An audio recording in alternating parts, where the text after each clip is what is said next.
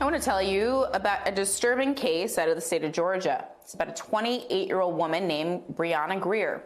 Last Thursday, Brianna's parents called the Hancock County, Georgia Sheriff's Office because she was suffering from what they described as a mental health crisis. The family says Brianna has schizophrenia, and they've reached out to the authorities before for help.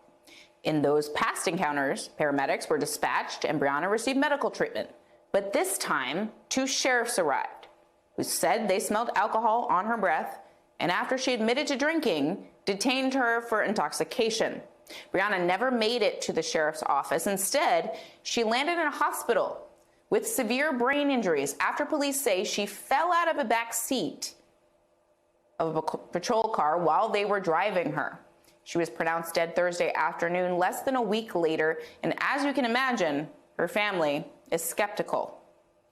If she got out the car, they had to let her out the car. That's my interpretation, because if in a police car, you can't open the door from the inside, so it had to be open from the outside. The Hancock County Sheriff's Office has referred the fatal incident to the Georgia Bureau of Investigation. The Bureau says its initial findings support the officer's account that Greer fell out of the car, but added the investigation remains active and ongoing. Joining me now to discuss, MSNBC political analyst Eddie Glaude. He's the chair of the Department of African American Studies at Princeton. He's also the host of the new podcast, History is Us. So, Eddie, Professor, I think a lot of black people saw this story and immediately felt skeptical. Like, how are you falling out the back of a police car when we all know that it's locked from the inside? And NBC News reported that patrol cars are always supposed to be locked from the inside, but I think that's common knowledge. What is your gut, visceral reaction to this story? Well, first of all, my heart is broken for the family. You can imagine what the parents are going through.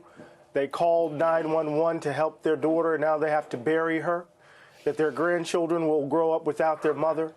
And, you know, there's a kind of earned skepticism here, Zerlina. I said earned skepticism, that this sort of action by the police has always come with a series of questions, a doubt that police are not acting in the interest of black folk, that they don't value black life.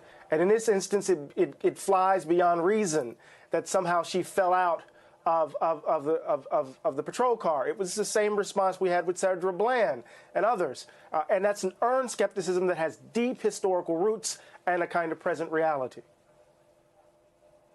I just don't think anybody should end up dead in any context when they're interacting with police officers.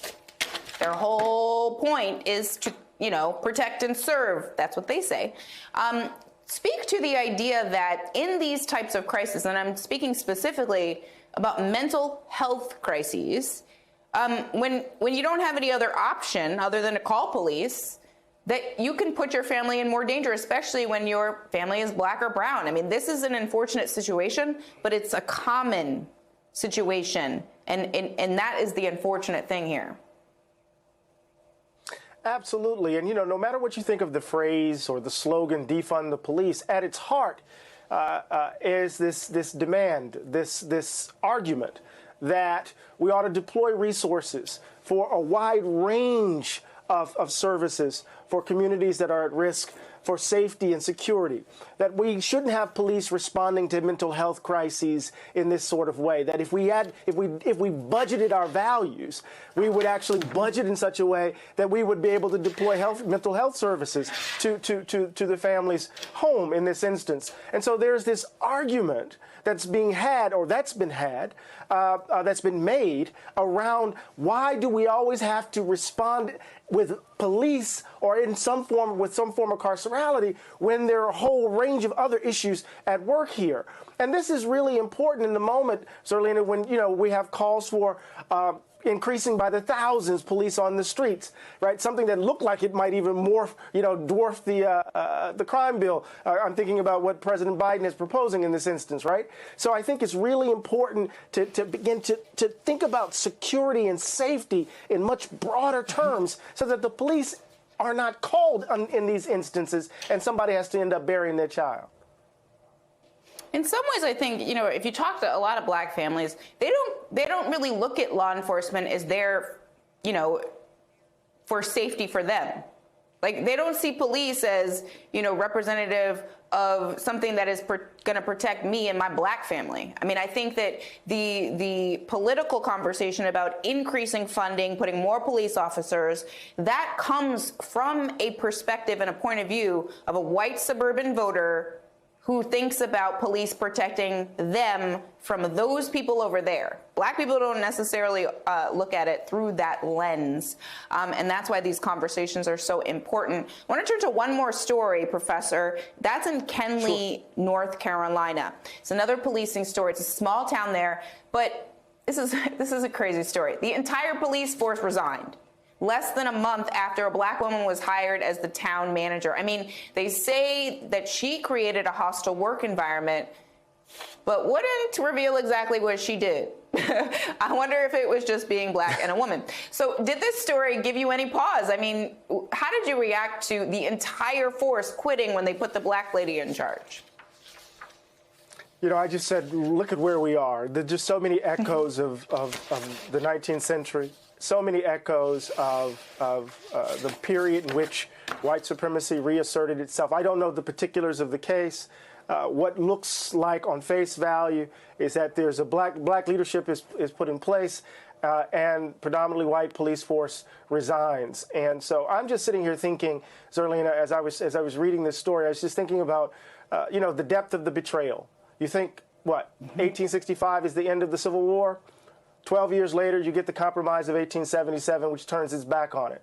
By 1896, you get Plessy versus Ferguson.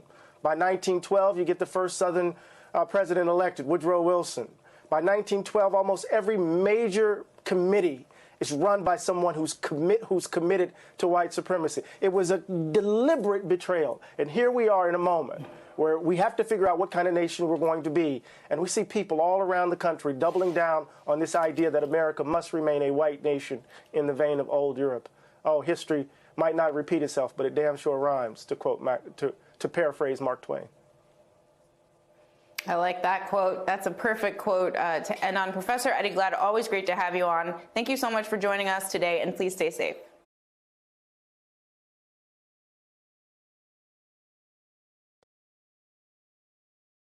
Hi, I'm Zerlina Maxwell. Thanks for checking out our channel on YouTube. You can see more from Zerlina by clicking any of the videos on this screen, and make sure you subscribe below to stay up to date on the day's biggest stories. Thanks for watching.